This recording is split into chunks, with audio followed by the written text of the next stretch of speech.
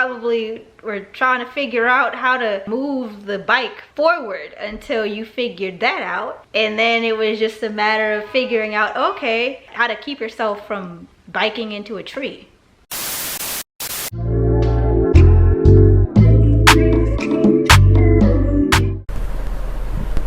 Hello everybody and welcome back. My name is Najah Marie and I'm back with another video. This one, well, obviously we're back on the couch because today is gonna be a little bit different because my birthday is coming up. And so excited because I am turning 28. Kind of hurts to hear the fact that I'm turning 28. Oh my god. And I just wanted to do a video on the things that I would have told that what I wish I knew then that I know now, kind of thing. This video is going to be long because obviously I'm going to be giving you guys 28 things. So I will be sharing with you all the 28 things, not things, but 28 lessons that I learned over the past 28 years of my life. Oh my god. So without further ado, here goes nothing. Numero uno. The first lesson that I have learned: life is too short for all of that. When I say all of that, I mean life is too short to be holding grudges. Life is too short to just be angry and unhappy the majority of the time. Life is too short to be stuck in the past or too busy thinking about the future. Life is just way too short for that. And that didn't hit me until my mom passed, and then it was like, oh, okay, wow. So yeah, that was number one. Numero dos. Rest is important. And I guess what I probably should be more specific is I really do mean like physical rest. Taking naps, making sure you're getting enough sleep. Believe it or not getting enough rest also increases the amount of stress within the body. You just feel off. Yeah, you just don't feel like yourself. So rest is pretty important. Numero tres. Fear will keep you stuck. I'd like to think that it's self-explanatory. It probably isn't. So what I mean by like fear will keep you stuck is fear will keep you in a box.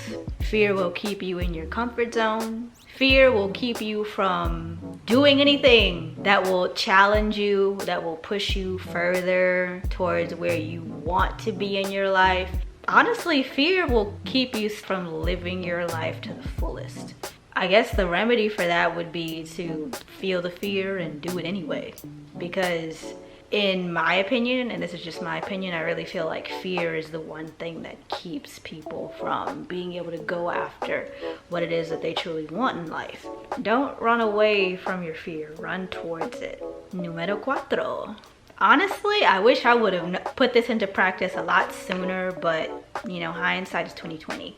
My happiness comes first. When I say this, I'm speaking from personal experience because I can't tell you what to think or how to feel or whatever because you have your own experiences. But for me personally, especially in the way that I grew up, I prioritized the happiness of others over my own happiness, and I always found myself being resentful about it and not happy because I wasn't living in my own truth. Now that I'm like turning 28 soon, it's like, oh, I deserve to be happy, I deserve to feel happy, I deserve to enjoy my life. So my happiness and your happiness matters.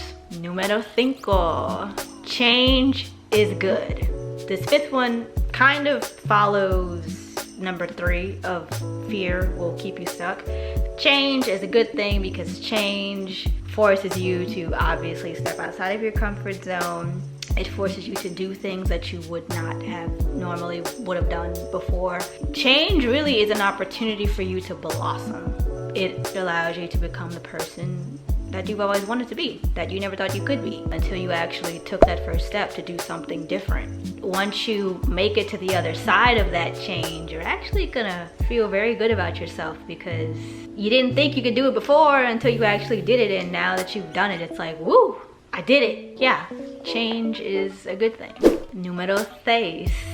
Beauty is fleeting and subjective. One thing that I've realized is that as I'm getting older, I'm not sure if it's probably because I'm getting older, or maybe it's just because I feel like I'm on a different page or wavelength compared to other 28-year-olds. I feel like when it comes to beauty and looks are not only subjective, because beauty is in the eye of the beholder, but beauty is also fleeting. As you age, now you might look super attractive now, not to say that you won't look attractive when you're older, you'll just look older.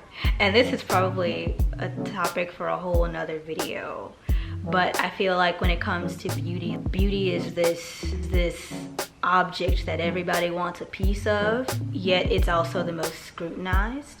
Apparently getting older is just like, ooh, it's horrible. It's just something that we don't want to accept, but age is just a natural part of life. Honestly, it just means that you have more life experience when as you get older. So let's move on to the next one, because I have like 20 something more to go. So, número 7. It's not too late. And I guess this is just like within the past few weeks, I've just been doing like, you know, Google research or whatever for this video.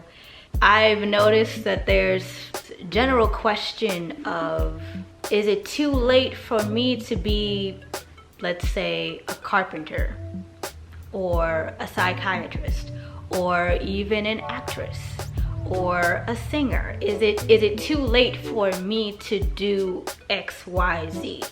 And the short answer to that is no. It's never too late to do whatever it is that you want to do. Of course, the complex version of that would be no. However, depending upon whatever career that you want to get into, or what business that you want to start, etc., etc., obviously you have to do your research, and you really have to look into it and figure out what your next steps are before you even get started, so that you have an idea of where you want to go, or like your plan for how you're going to get to that career or that business or whatever. Overall, it's never too late to do what you want to do. It's just a matter of you making the decision to do it, and then stick to it and be consistent with it. And I need to take my own advice. Oh my goodness. Número 8. The only opinion that matters is my own. In case you haven't noticed, some of these are going to overlap each other, but the general concept still applies. So, due to my upbringing, I cared more about the approval of my parents than I did of my own, and whether or not I would feel happy, whether or not I would approve of whatever it is that I was feeling at the time, or whatever it is that I wanted to do. I didn't trust myself and my own intuition in regards to how do I feel about, say for example, choosing to wear Converse or Vans, right? Okay, well, my gut's just telling me to wear Vans. At the time when I was growing up, I would have been thinking, oh, well, yeah, I want to wear the Converse, but my mom's not gonna like it if I'm wearing the Converse because she prefers the Vans, and I want to make her happy and I want to get her approval, so I'm going to do that. I'm going to wear the shoes that I know I don't want to wear just so that I can see her happy. Then I would wind up resenting myself for it because I didn't have my best interests at heart, because I was more concerned about her than I was about myself. In life, the only approval that matters is your own, hands down. Número 9. Whew, oh my goodness. This one is something that takes some getting used to, so I'm just gonna say it. Relationships take work, but they are so worth it. Remember when you were younger, and obviously some of us were good at making friends growing up, others weren't. I guess I could say I myself included, believe it or not. Or at least growing up, our parents would be the ones to organize play dates and parties and all this kind of stuff, and they would go out of their way to invite your classmates and friends and whomever else that you wanted to come to your birthday parties and whatnot, or whatever little functions that you had. So it was much easier because you didn't have to go through the whole process of like inviting your friends and calling people and doing all that stuff, right? Versus when you get older, you don't have that luxury anymore. Like, it's all on you to maintain your relationships. It takes work to, you know, to call people, check up on them, see how they're doing, schedule dates and work around other people's schedules and stuff like that. So putting in the work to maintain those relationships makes it worth it in the end to have relationships, because human beings are social creatures. So we need connection with others. It might seem difficult, but it's so worth the work. Numero 10. Behavior is a choice. Need I say more? One of the things that my mom would always tell me, behavior is the hardest thing to change. And at first I thought she was right, until I just began observing people and watching like the relationships within my family, etc., etc. I came to the realization that behavior is definitely a choice. Por ejemplo, just because you angry at a friend because they didn't invite you to their birthday party. Just because you're angry at your friend for not inviting you doesn't mean that the next time you see that friend, you act all cold and distant towards them and give them the silent treatment, hoping that it'll make your friend apologize for not inviting you to their birthday party. In what universe is that okay? Because that's not okay. You can be mad, you can feel hurt, or you can feel however you want to feel, but that doesn't mean you have to act out how you're feeling just because you're feeling those feelings, because that's just wrong and cruel. So behavior is definitely a choice. Numero 11. At the end of the day, no one cares. Nobody cares at all. I remember, so a few years ago, I had just finished my stage makeup class, because at the time I was majoring in theater, so one of the classes we had to take was a stage makeup class. I remember that we had to find an animal and we had to recreate that animal on our face, you know, for stage makeup. After class, I still had the makeup on my face, but I also knew that I had to go to Walmart to pick up some things before heading home. So it was either I could spend time trying to get all this makeup and stuff off of my face, and then it would take me longer to get to the Walmart to do whatever I had to do, or I could just go in, get what I need and leave. So that's exactly what I did. I went in to the nearest Walmart, my face completely covered in jaguar makeup, because that was the animal I chose. I literally walked in and nobody said anything. I mean, I probably got a few stares here and there, like, oh, okay, that's weird. All right, let me go about my day. I didn't get hurt.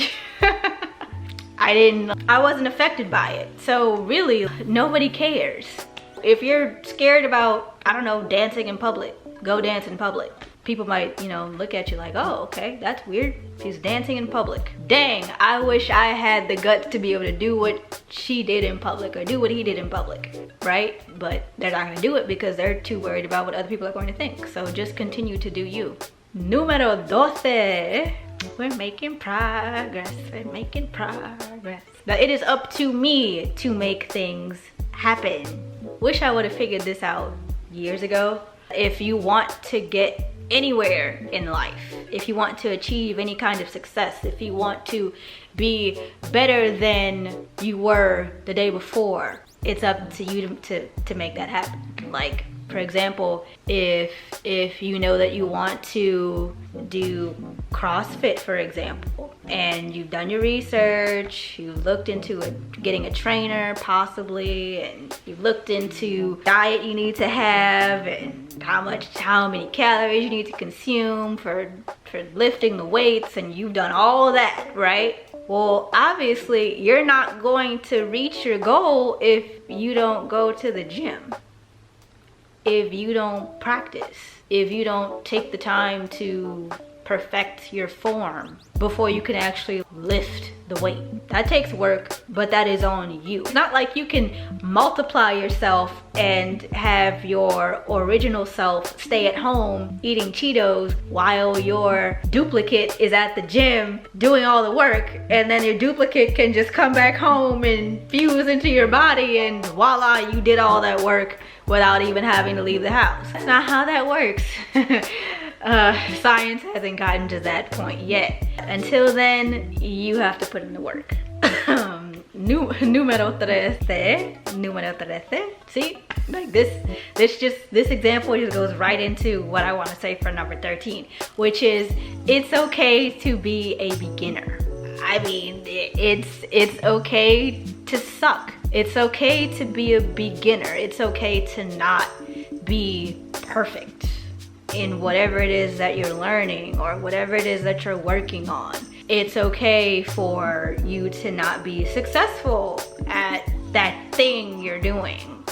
Believe it or not, I'm actually hard on myself, which really more so just ties back into my upbringing and the way I was raised.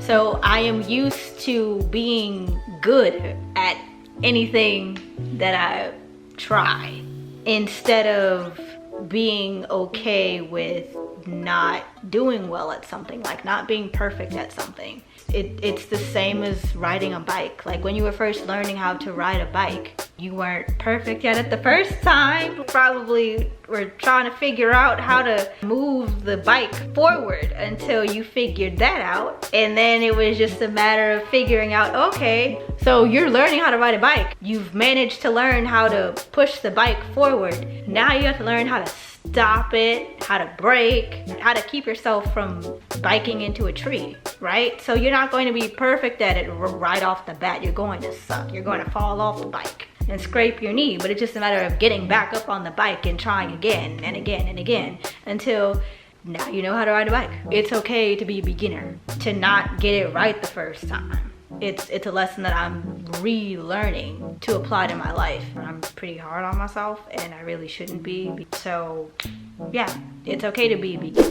Número 14. It is okay to not be okay. Okay, so to give you an example, lately I've been watching a lot of documentary shows, a lot of Vice shows, and some of them which are kind of a little sad, like the interviewer will ask and interview the interviewee certain questions pertaining to whatever the subject of the documentary is about, and depending upon that question, it may or may not make the interviewee emotional. Especially when the women are being interviewed, you can see that they're getting emotional, and then they'll ask the interviewer to, hey, can you not film this? Can you not have this on camera? And they're like about to cry, but they don't want to be weak on camera, and they don't want to cry when that's a part of their experience.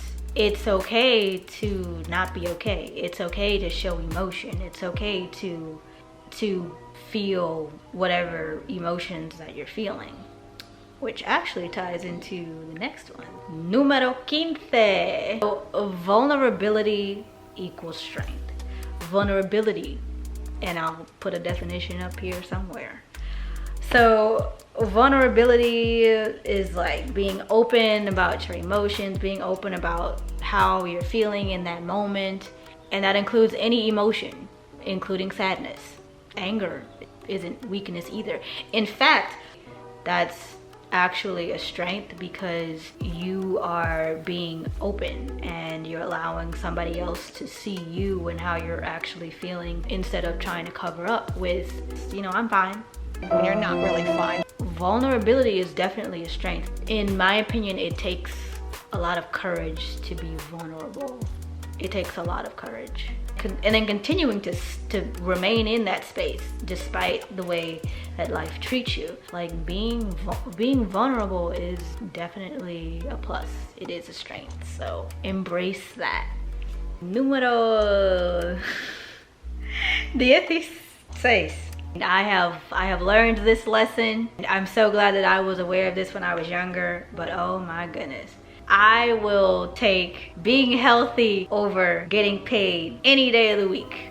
Well, in my experience, I chose to stay with companies that didn't necessarily care about their employees. They just cared about profits over people. And I stayed thinking that, oh, if I was a good employee and I did what I was supposed to do and I kept my head down and did the right thing, or things, that I would be promoted, like paid more. And that was a lie. That was a bold-faced lie. Because at the end of the day, business is business. It's nothing personal. Nobody really cares except for you.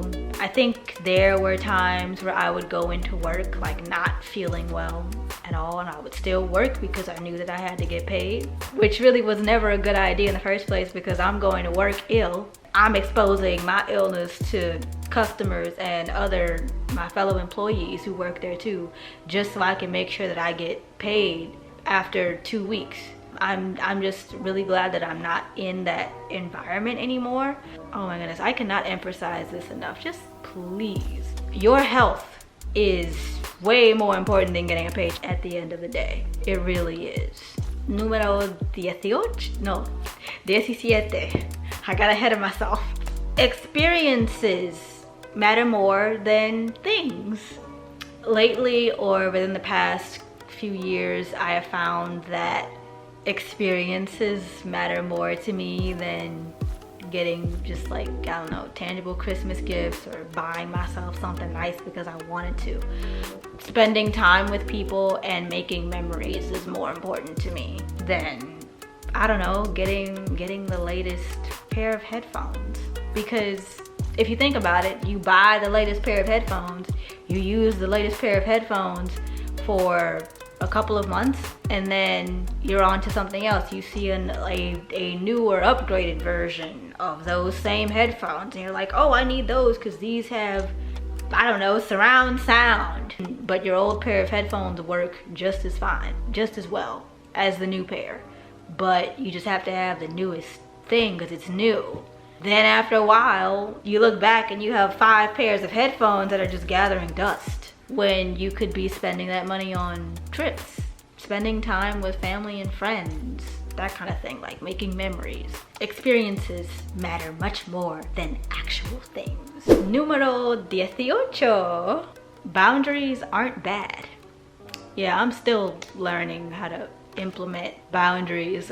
I think within the past 5 years of my life, I've been learning about them, implementing them a little bit more, because boundaries are basically, they're fences that keep things out of your yard and, you know, keeps the other person's things in their yard, so to speak. Like, it helps you maintain your own personal happiness. As I said before, I'm still a work in progress. I'm still learning how to implement those boundaries as well and advocating for myself. So I'm still learning.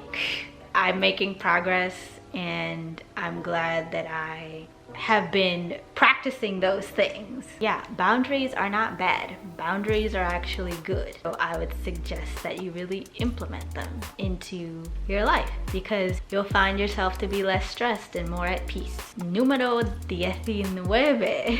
It's all about the process and or the journey instead of the outcome.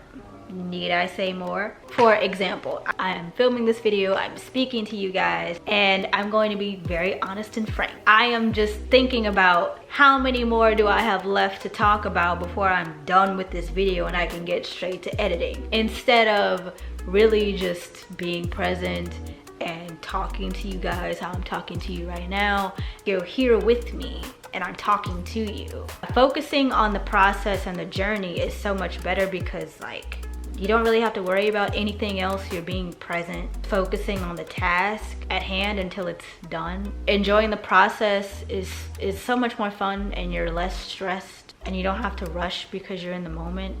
Número 20. Technology cannot replace quality time. Even though I'm a human being, you're a human being, we're all human beings on planet Earth, right? and we're social creatures. We like being with other people, talking and socializing. Half the time we're not there, half the time we're not present because, oh, we're on our phones and we're not interacting with people. And I've come to the realization that technology cannot replace quality time at all, because if you're supposed to be hanging out with family and you're on your phone the entire time, then are you really with your family at all? No. No, not at all. You're not even present. So something funny or fun because you're on your phone, texting somebody, talking to somebody. Whatever it is that you're doing, it can wait. Whoever's calling can leave a voicemail, they can text you or something. Technology cannot replace quality time. On to the next one. Número 21. It is okay to ask for help.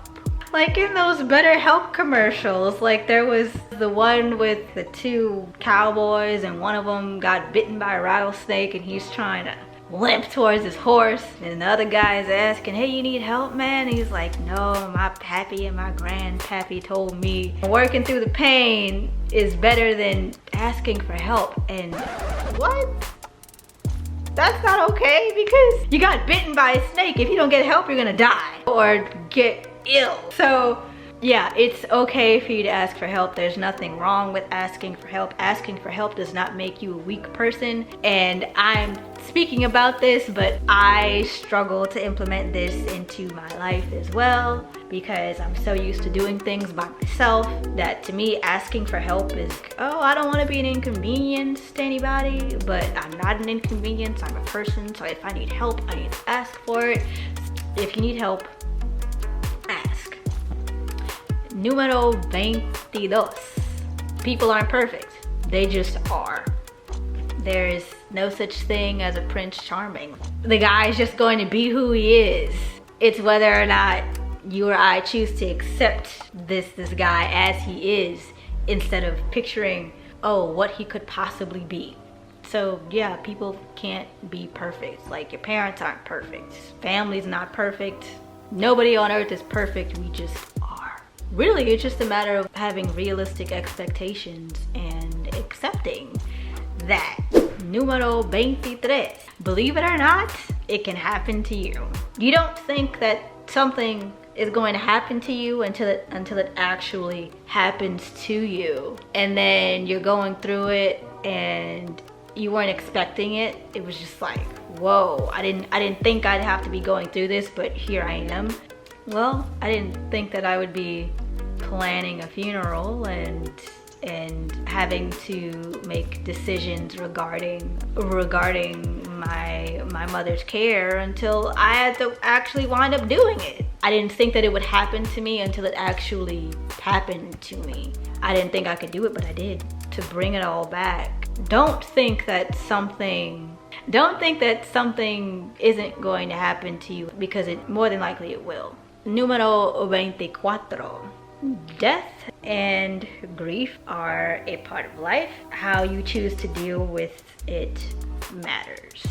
I can feel myself getting emotional right now. It'll be a year in June for me since my mom passed, and I'm still working through / making friends with my grief.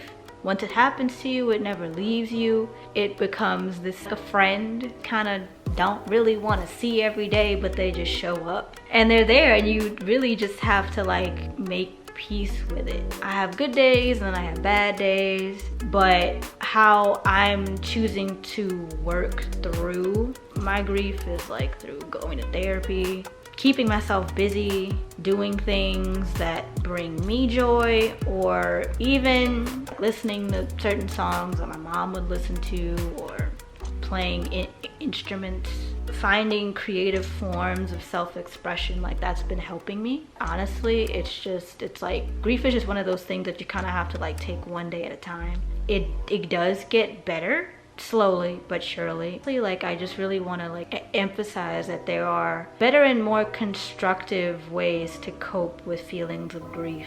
And then I also think it's just a matter of like finding those resources and taking advantage of them. Número 25. Therapy helps a lot. Of course, thanks to technology, we don't necessarily have to go to a therapist's office and sit there for almost an hour speaking with somebody. You can do that within the comfort of your own home. There are even like avenues like group therapy. See if you can utilize any kind of therapeutic service, please. Therapy is not for crazy people. Like, therapy also gives you a different perspective. Therapy can also be a way of holding yourself accountable for certain things. In my opinion, therapy helps loads. I highly recommend it. Therapy is a wonderful resource. Número 26. Preserving my energy is important. Preserving my energy, preserving my time, preserving my space, all of that is just so important to my well-being. Otherwise, if I don't, I'm overwhelmed, I'm stressed out, I can't function because all of my energy is going towards other people instead of towards me. At the end of the day, I have to lie in bed with myself at night and be happy with any or all of the decisions that I made throughout the day. So preserve your energy is important. Otherwise, you can't be you. Número 27. I kind of feel like I'm a preacher in church right now. Self-esteem is for me and nobody else. Self-esteem is the current opinion you have of yourself. Not of what Sally and Susan have of you. It is the current opinion that you have of yourself. If you don't have a good opinion about yourself in this moment, it's not to say that you can't get yourself out of that place. It's just a matter of choosing better thoughts. Self-esteem is not going to be this, oh, I think highly of myself all day, every day. You're going to have slips, you're going to have bumps, you're going to have valleys between the peaks. Giving yourself compassion and giving yourself breaks, giving yourself like time to really check in with yourself throughout the day helps a lot in terms of assessing where you are like mentally. Your current opinion of yourself matters more than what somebody else thinks of you. Ooh, oh my goodness, we have finally made it to the end.